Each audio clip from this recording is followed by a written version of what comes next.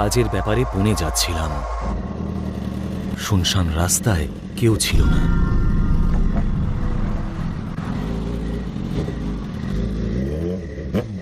তখনই আমি দেখলাম গাড়িতে পেট্রোল কম আছে, আর গাড়ি মাত্র 7-8 কিলোমিটারই চলতে পারবে।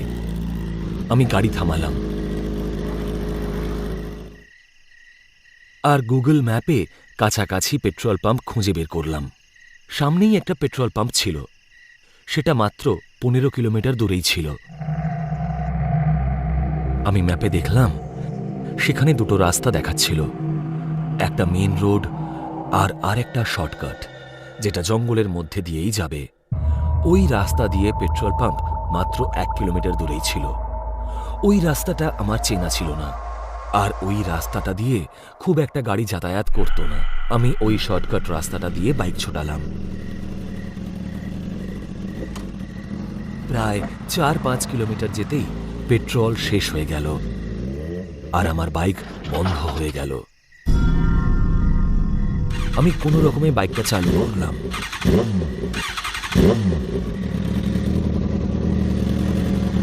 কিছু দূর যেতেই আবার সেটা বন্ধ হয়ে গেল। আমি বাইকটা রাস্তার একধারে দাঁড় করালাম আর কোনো গাড়ির অপেক্ষা করতে লাগলাম যদি পেট্রোল পাম্প অব্দি লিফট দিতে পারে। কিছুক্ষণ অপেক্ষা করার পর ওই রাস্তা দিয়ে একটা বাইক এলো আর লিফটের জন্য আমার হাত উঠল। বাইকে বসা লোকটা আমার সামনে বাইকটা থামালো। দেখুন, আসলে আমার বাইকের পেট্রোল শেষ হয়ে গেছে, আপনি কি আমায় সামনের পেট্রোল পাম্প অব্দি লিফট দিতে পারেন? লোকটা তার মাথা নাড়ল আর পেছনে বসতে ইশারা করল। আমি ওকে থ্যাংক ইউ বলে বাইকে বসে পড়লাম আর আমরা সামনের দিকে এগিয়ে গেলাম।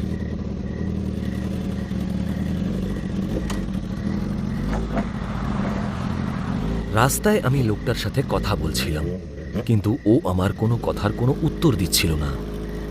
তাই আমার খুব রাগ হলো আর আমি কথা বলা বন্ধ করে দিলাম।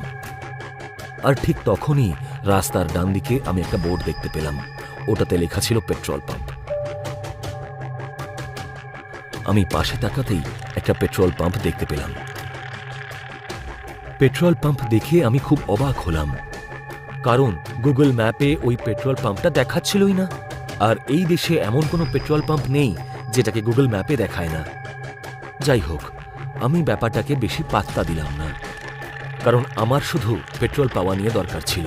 আমি বাইকটা পেট্রোল পাম্পের কাছে দাঁড় করানোর জন্য বলবো ভাবছিলাম, ঠিক তখনই লোকটা নিজেই বাইকটাকে পেট্রোল পাম্পের দিকে ঘোরালো আর পাম্পের কাছে দাঁড় করালো। ওই লোকটাও হয়তো নিজের বাইকে পেট্রোল ভরাতে এসেছিল।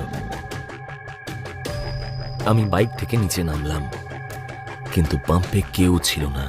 তাই আমি পাম্পের অফিসের দিকে তাকালাম। তখন ওখান থেকে একজন বয়স্ক মানুষ